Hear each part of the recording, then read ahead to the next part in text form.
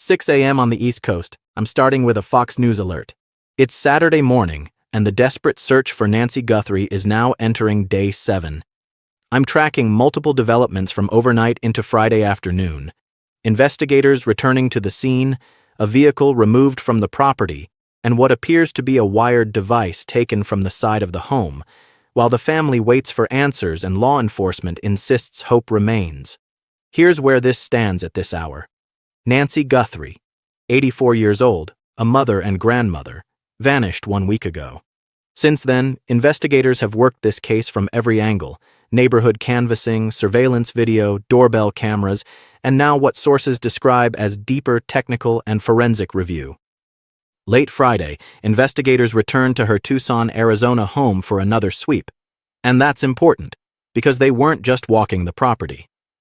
We saw activity suggesting a more intensive evidence collection phase: time spent on the roof, media pushed back from the area, and items removed that may be central to determining what happened and where this case turns next.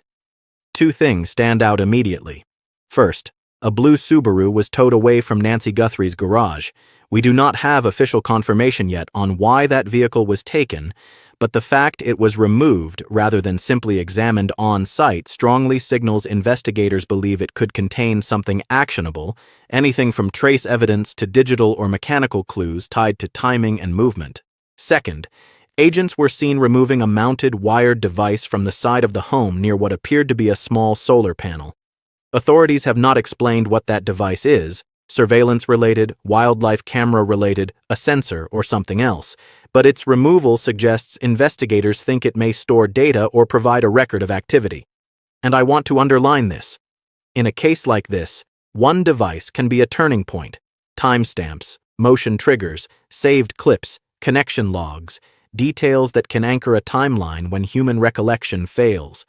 At the same time, a new message has surfaced, reported as coming to a local Tucson television newsroom. The key detail: it appears connected to the earlier communication, but this one reportedly does not include new deadlines. We're told it came from a different IP address but from the same server, suggesting either an attempt to conceal location or route communications differently, or simply a different access point to the same online infrastructure. The station receiving it has reportedly said there was no proof of life included.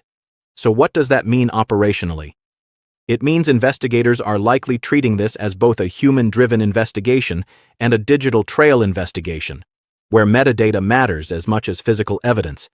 And listen, amid the uncertainty, the sheriff is staying publicly optimistic. The message is, they're not operating as if this ends in tragedy, at least not at this stage. When asked how he can be sure she's alive, the sheriff's answer, in essence, flips the question. Can anyone prove she isn't? That's not just rhetoric. That's a posture, meaning the search strategy remains active, expansive, and urgent, rather than shifting to recovery mode. We also heard comments from President Trump suggesting there are strong clues and that answers could come, quote, fairly soon. He even hinted at a suspect being possible. Now, I treat that carefully on air. We do not have confirmation of a suspect in custody, and law enforcement hasn't publicly identified one. But it does reinforce that investigators may be moving from broad search into narrowing leads, the kind of phase where they're correlating device data, video footage, and witness statements into one coherent timeline. I want the latest from the ground. I'm going live to Tucson, Arizona, where our reporter has been tracking the investigation minute by minute outside the home. Good morning. I'm outside Nancy Guthrie's home in Tucson, and late Friday brought a noticeable escalation in investigative activity. A large number of investigators returned to the property. They were seen canvassing, and notably, spending time on the roof, suggesting they were looking for vantage points, equipment, or possibly installed devices.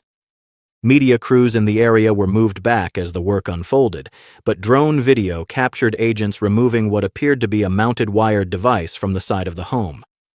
This comes after authorities acknowledged they were aware of a second note sent to a local TV station. We don't have the contents, and the station has indicated there was no proof of life. Also significant, a blue Subaru was towed from the home. Earlier in the week, investigators were seen working in and around the garage. It's not clear why the vehicle was removed, but it's reasonable to expect forensic work will begin quickly, inside the car, on surfaces, and potentially in any onboard systems. Investigators are also collecting surveillance video from a Circle K convenience store that may be connected to a vehicle or vehicles of interest. And they've been gathering neighborhood door camera footage from both this area and the neighborhood where Nancy's daughter lives. Back to you. I want to drill into one of the most critical pieces in any disappearance case, the last confirmed contacts. We're hearing investigators spoke with an Uber driver who reportedly picked Nancy up Saturday evening and drove her to her daughter's home for dinner.